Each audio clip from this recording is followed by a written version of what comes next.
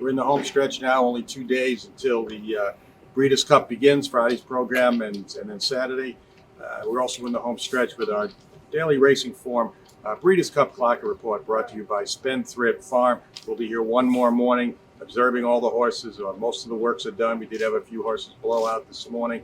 We'll get to those. A busy morning now. Just about all the Breeders' Cup horses are on the grounds. The horses running on Friday's card actually had to be here by 10 o'clock yesterday. The horses running on Saturday's card had to be here by 10 o'clock this morning. So while they all didn't train today, they are all here on the ground. We'll probably get to see just about everybody out there tomorrow. One horse I did not see out there today was Vacoma, and for good reason. He's been scratched out of the Breeders' Cup Sprint, came down with a little bit of a temperature, so that's some bad news for the Breeders' Cup today. But the sprint field will still have a field of 14 horses, as the AE Lasting Legacy will now move in and start in Vacoma's absence. Like I said, a long morning, started at 6 o'clock as usual.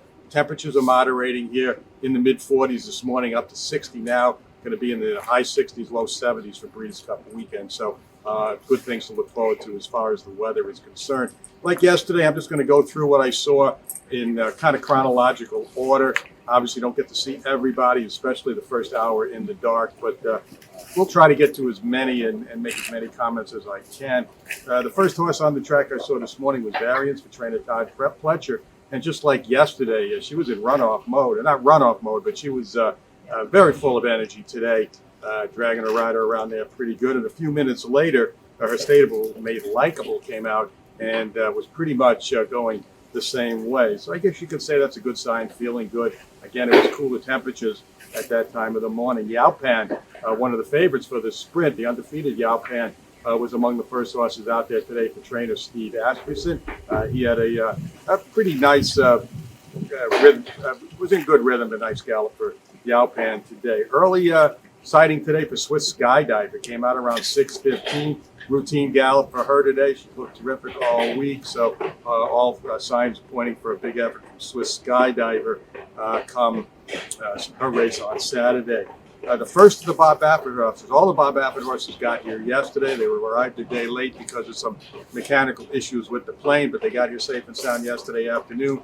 They all came out on the track today. The first one was Classier for Bob Baffert. Again, a routine gallop in the dark. Hard to see the entire gallop. Pretty much see only when they come by in front of the wire. But Classier kicked it off with the Baffert stable today. Princess Noir was next. She was moving well. Also for trainer Bob Baffert, undefeated. She's the morning line favorite in the juvenile fillies.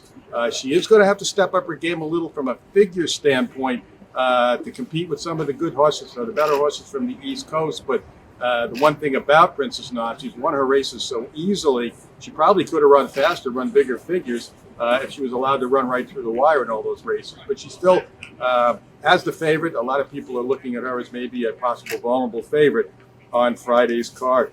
My first look at Diamond Oops here since his arrival from Florida. I think he's a key player in the sprint this year. Didn't do much this morning as far as galloping goes. He visited the paddock, schooled a little bit, and I think he just jogged this morning. So we'll look for Diamond Oops to do a little more tomorrow. Improbable was the first of Bob Baffert's big three for the Classic to come out today. I thought he looked terrific. Watched his last work on tape in California. It was great. And he showed no signs of tailing off from that fast work.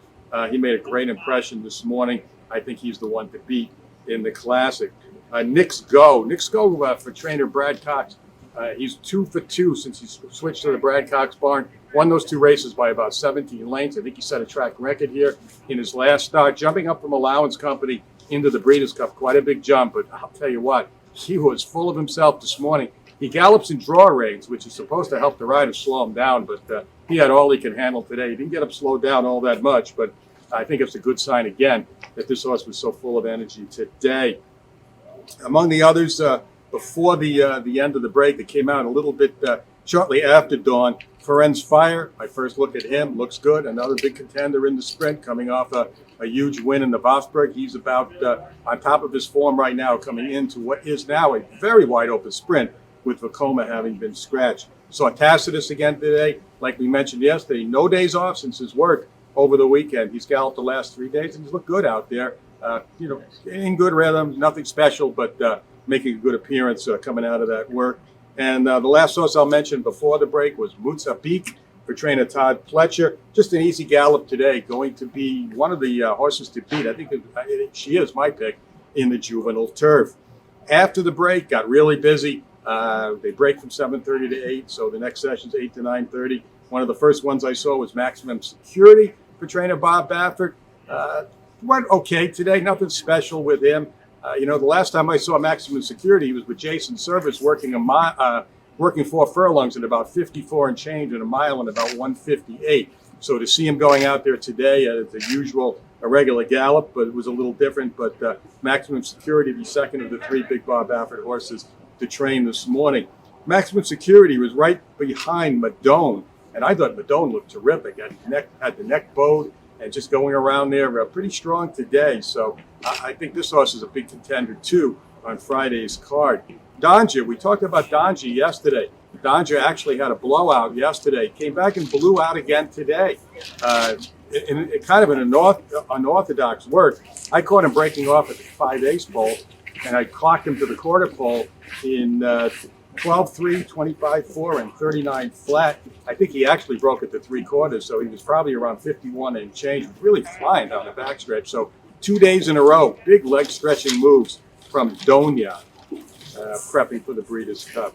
After that, day out of the office, we mentioned yesterday, a little conspicuous by her absence on the track yesterday, but according to trainer Tim Ham, that was a planned walk day. She was back today, she visited the paddock, and then went out there, had a good gallop. So I thought she had one of the best works here over the weekend. Day out of the office is my pick for the juvenile fillies. After that came a slew of Chad Browns, and they were in typical Chad Brown fashion.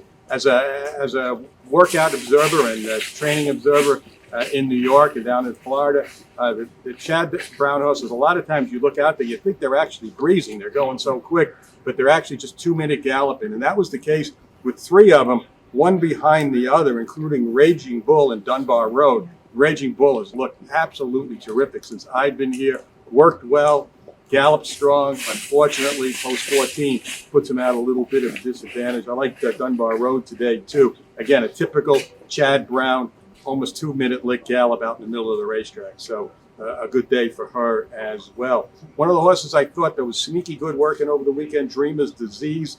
And she was out this morning, and he was out this morning and had a pretty good gallop himself, and he was 2-minute licking down the lane. I put the watch on him, ripping off 15s for at least a quarter pole to the wire before easing up into the turn. So he's one to watch. He's going to be a long shot in the juvenile. I'm not sure if he could win the race, but I think he's one that might be able to sneak into your gimmicks. Come Dancing was real high this morning, on her toes, looking good coming out of her blowout a couple of days ago. She was really a headstrong coming down the stretch, moving at a pretty good clip today. Same with Point of Honor for trainer George Weaver. Unfortunately, he did lose Vacoma, but he's got Point of Honor, and she's been on the muscle every single day since she arrived over the weekend. Better than a 2-minute clip, dragging her exercise rider Cindy Hutter around there for at a 2-minute clip for at least a mile of her gallop this morning. After her came Authentic, and actually Authentic and Tis the Law, both horses obviously a little high-strung in the morning.